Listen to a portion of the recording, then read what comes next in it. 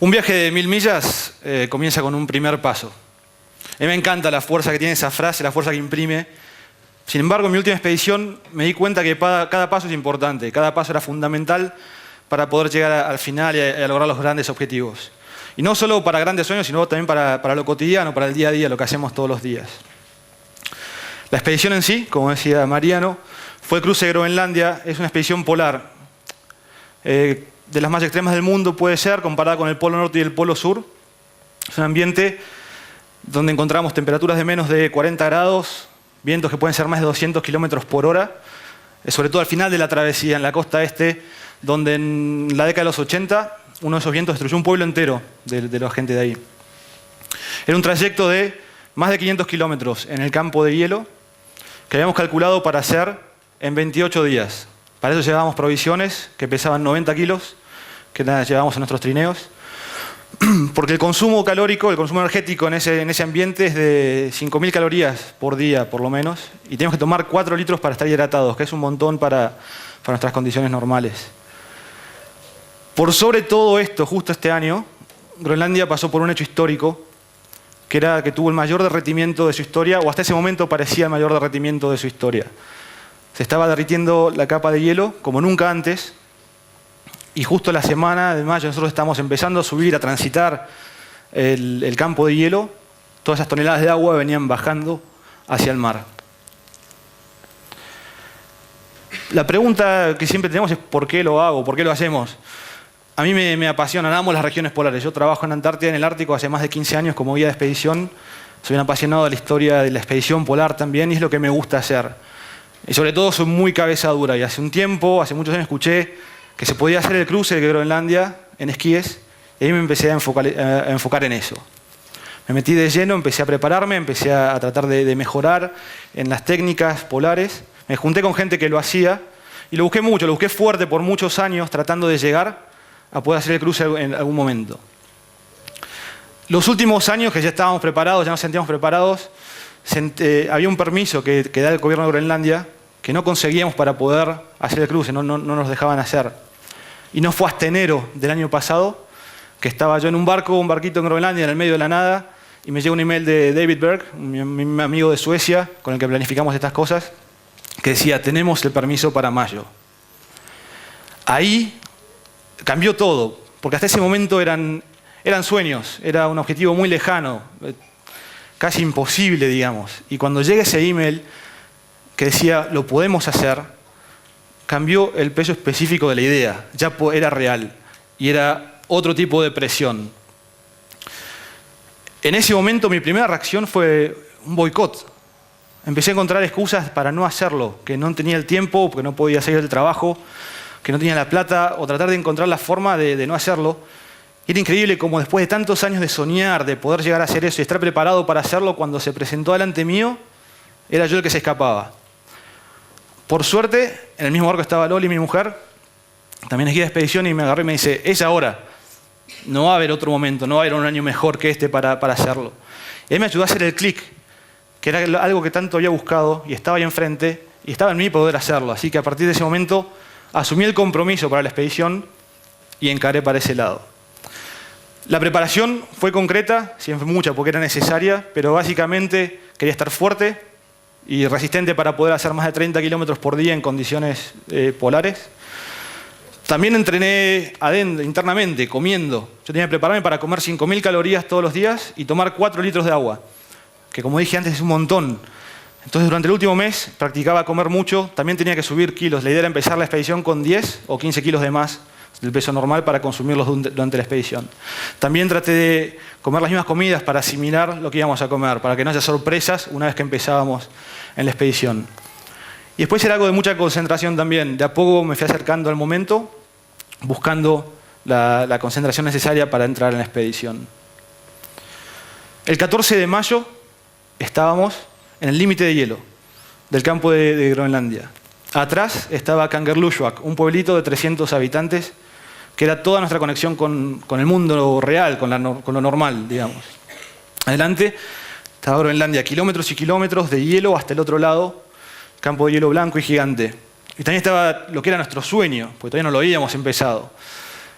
Eso también un momento de muchos nervios, de mucha presión también, de un poco de estrés tal vez, pero porque significaba eso, teníamos más dudas de cómo iba a ser de lo que realmente sabíamos. Ahí estábamos en silencio y pasó un águila volando por arriba nuestro, un águila de cabeza blanca, que dio un par de vueltas y se fue, que eso nos hizo relajar, fue un momento lo tomamos como un buen augurio, y ahí dimos el primer paso hacia la expedición, y ahí ya estábamos adentro.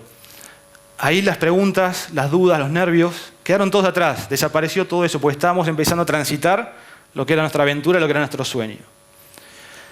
Los primeros días fueron fuertes, fueron muy difíciles.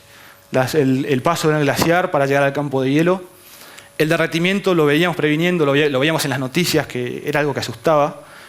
Y la falta de nieve nos hacía caer mucho, estábamos con grampones, con muchos golpes, muchos cortes, cayéndonos al agua un poco, lloviendo, tirando los trineos para arriba y para abajo, que pesaban 90 kilos. Y fue durísimo, tratar de llegar hasta las partes más planas, que de a poco las empezamos a ver al segundo día y empezar de a poco a ponernos contentos también. Después de esa parte dura del principio venía la parte de las grandes grietas, que es donde se junta el campo de hielo con el paso glaciar. Las grandes grietas, había una especial que la teníamos marcada como el cañón, que era una de 60 metros de profundidad, bastante ancha, y tenía un río que cruciaba por abajo, donde fluían todas las aguas que venían del campo de hielo. Teníamos que encontrarla, primero para saber dónde está y asegurarnos que estábamos pasando por arriba, y después buscar un puente de nieve para poder cruzarla. Ese día, a medida que nos íbamos acercando a la grieta, a la zona del cañón, empezamos a escuchar mucha agua. Escuchaba el fluir de los ríos y un caudal muy fuerte, y no veíamos una gota de agua. Era todos los ríos y el agua que venía fluyendo por abajo del hielo que íbamos caminando. Y daba miedo, era muy estresante. Nos queríamos autoconvencer que estábamos haciendo lo correcto y que sabíamos lo que hacíamos, pero creo que internamente todos teníamos cierto miedo por donde estábamos transitando. Al final encontramos la grieta, pasamos sin problemas, y ahí podíamos descansar un poco, porque lo peor ya había pasado. Al día siguiente nos despertamos y empezamos a caminar, siguiendo hacia el este, y a las pocas horas encontramos agua, y cada vez más agua. Empezaron siendo arroyos, charquitos, el hielo que se clavaba y nos caíamos, empezaron a ser ríos, y de repente un montón de agua. Todo ese agua que estaba bajando en esos días, la encontramos ahí donde ya esperábamos poder esquiar y empezar la travesía en modo polar, digamos. Esos días cruzamos más de 200 ríos, muchas veces con el agua pasando la cintura. El agua helada, de deshielo, nosotros todos mojados, el equipo todo mojado, las carpas mojadas, la comida casi mojada, que era peligroso porque la podíamos perder. Teníamos mucho cuidado con el combustible, que no se perdiera. Y los trineos iban flotando en los ríos, que los recuperábamos y los sacábamos. Sin embargo, en esos 200 ríos que cruzamos, y los cruzamos rápido, tratando de escaparnos del lugar, tratando de llegar a una zona más segura para poder descansar, teníamos que tomarlos uno por uno. Fuera un arroyito chiquito o un río grande, no podíamos pensar en el siguiente río si no pasábamos ese, porque el peligro era muy alto. Pero de a poco fuimos pasando y llegamos a un campamento que estábamos todos mojados. Fue un campamento muy silencioso. Me acuerdo que fue el día de la independencia de Noruega, porque Moa, una de mis compañeras, sacó una caja de chocolates para compartir. Dentro de la pesadilla que estamos viviendo, pudimos celebrar un poquito y festejar la independencia de Noruega. Y otro día arrancamos y de nuevo, a menos de una hora de andar, ya encontramos mucha agua. Y esta vez fue muchísima más agua de la que nos podíamos imaginar. Ríos enormes, del tamaño tal vez de esta sala, que con un caudal que pasaba muy fuerte, que no se podían cruzar, lagunas por todos lados. Y anduvimos 8 horas para volver al mismo lugar que habíamos arrancado ese día. Y ahí ya estábamos vencidos, el agua nos había ganado, no podíamos seguir por ahí. La verdad, muy afectados, cabizbajos, la moral muy baja. Encontramos en una de las notas que teníamos que había una ruta que salía para el norte, que no era recomendada, era una ruta muy peligrosa, pero era eso o nada. Entonces encaramos para ese lado, para el norte, otras 16 horas de travesía para llegar a nuestro primer punto de chequeo, el primer checkpoint que teníamos en el campo de hielo, que era un lugar llamado el campamento de perros. Y ahí sí, habíamos pasado lo peor, esta vez en serio, habíamos pasado todo el agua, más de lo que nos podíamos imaginar, y empezaba la travesía polar. Los próximos días, después de los primeros días de mucha acción, de mucha adrenalina, de peligro y lastimarnos, yo el segundo día me había lastimado la rodilla. El segundo día de la travesía me guincé la rodilla, me lastimé el ligamento. Era el kilómetro 4, faltaban 560 para llegar. Ahí me tenía mucho hielo y seguíamos. Ahora venía la parte más tranquila la expedición, pero era una monotonía blanca. Venían 20 días o más tal vez, donde nada o no mucho cambiaba. El paisaje iba a ser blanco, las nubes blancas y el horizonte blanco. Teníamos trucos, ya esto lo sabíamos y sabíamos que la expedición de Groenlandia tiene un gran porcentaje mental. Habíamos dividido los kilómetros que quedaban en distintos objetivos más cortos, más cercanos, que podíamos alcanzar en 4 o 5 días, para no perdernos en la gran meta final que estaba muy lejos y la íbamos a perder de vista seguramente. El campamento de perros era uno de estos puntos, otro era la base abandonada, otro punto era la cima, la parte más alta de Groenlandia, y otro punto era el 3/4, o todavía no estamos ahí, le decíamos, que faltaba para llegar a la meta.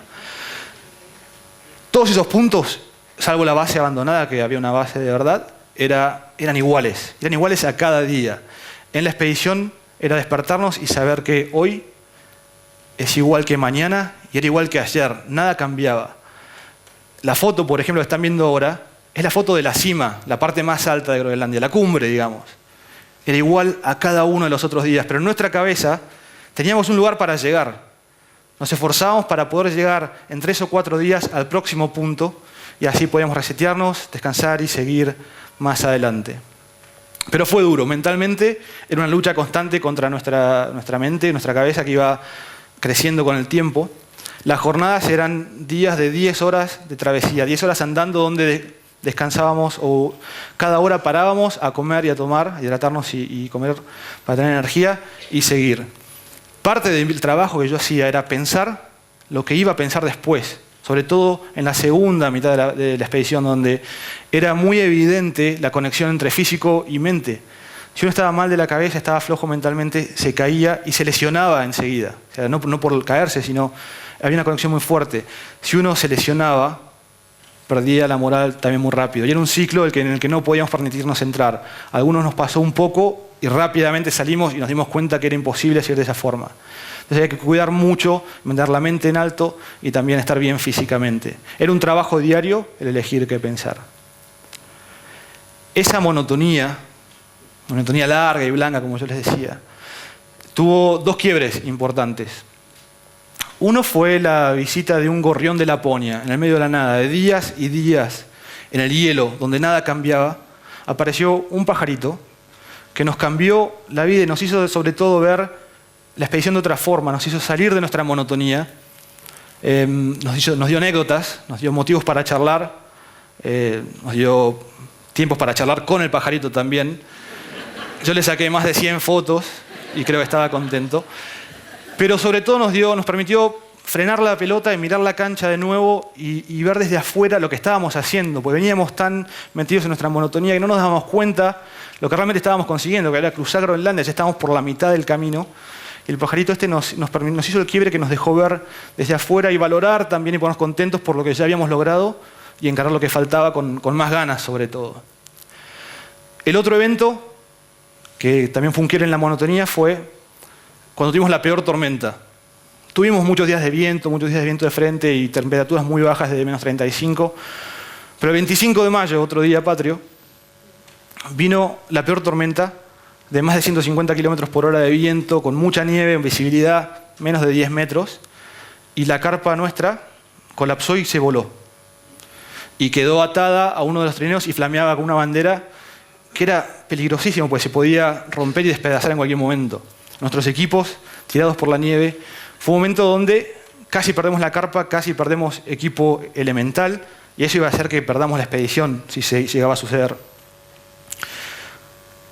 O sea, con mucho esfuerzo le agarramos la carpa, la recuperamos, estuvimos más de 1 hora tratando de volver a armar la carpa en ese viento, que apenas podíamos, nos metíamos adentro. Estábamos 3 minutos por reloj y salíamos 3 minutos porque el riesgo de congelamiento era muy alto y nos estábamos congelando cuando estábamos afuera. Y después recuperamos todo el equipo. Eso fue prácticamente un milagro, que no se nos haya volado nada importante durante ese episodio, que fue muy, muy riesgoso. Yo perdí mi rollo de papel higiénico, que se voló en la tormenta, pero era fácil de reemplazar. Y lo que rescato de ese momento fue que antes de que la carpa se volara, en esa mañana era un día tranquilo, dentro de nuestra monotonía estábamos automatizados a que las cosas no cambiaban. Yo vi que las estacas estaban flojas porque la nieve se había derretido. Pero no hice nada, seguí con el día normal. Nos avisaron que venía viento fuerte, pero no nos dijeron que venía tormenta, entonces no era nada riesgoso. Y de repente cuando llegó el viento ya era tarde y la carpa se voló enseguida. Eso fue por no estar metido en el momento, en lo más chico, y darme cuenta que era esencial que yo tuviera las estacas. ¿Por qué es esencial que las estacas estén bien clavadas? Como cada parte chica de la expedición era esencial para el todo. El desenlace fue rápido. Ya hacia el final veíamos la meta cerca, veíamos el fin y imaginábamos las montañas antes de verlas. Estaban las nubes y discutíamos sobre qué montañas eran, sabiendo que eran nubes, pero queríamos llegar, pues sabíamos que estaban ahí atrás, faltaba poquito. El último día y cometimos un gran error. La mayoría de nosotros estábamos bien entrenados en expediciones y sabemos que es en el principio de las expediciones y en el final donde pueden aparecer los incidentes o los peores accidentes. Al principio, por falta de conocimiento, y al final por exceso de confianza. Y es algo que veníamos preparados pensándolo. Sin embargo, la ansiedad de llegar nos dejó ciegos y bajamos muy fuerte, muy rápidos, por los pasos glaciar, metiéndonos en terrenos que no nos convenía meternos. No tendríamos que habernos entrado ahí con muchas grietas, con mucho hielo y agua. Teníamos el miedo que aparezca el agua de nuevo. Donde nos caímos muchas veces, nos golpeamos, hubo cortes, hubo moretones. Yo me luxé los 2 dedos, posiblemente me lesioné la rodilla de nuevo ese día. Varios de mis compañeros terminaron muy golpeados. Todos estábamos muy estresados apurándonos a llegar, que no hacía falta realmente. Varios tuvimos encuentros muy cercanos en las grietas o que los trineos se nos caían. Y no hacía falta, eso fue un grave error. Cuando llegamos ya hacia la costa, estábamos exhaustos. Nos quedamos dormidos arriba de los trineos, tirados, arriba de los trineos por 1 hora. Y yo creo que si hubiese pasado algo en esos momentos anteriores, no íbamos a tener la capacidad ni la tranquilidad para poder reaccionar de forma natural o de forma eficiente. Al final, en ese momento, cuando llegamos a la costa este, al mar, no había nadie esperándonos. Nadie que nos esperaba, nadie que le podíamos contar lo que acabábamos de haber logrado. Era un momento nuestro, 100% nuestro, y era un momento hermoso también. Se sentía de esa forma. La expedición en sí fue la sumatoria de todos estos pequeños momentos, pasos, esfuerzos que nos fueron llevando hacia el final, hacia el cruce de Groenlandia, que era el gran objetivo. Si yo ahora les digo, vamos a Groenlandia, acá en este lugar donde están sentados, ¿cómo se animarían? ¿Y qué pasa si en cambio digo, vamos a caminar hasta esa columna que está ahí atrás? Eso es todo, muchas gracias.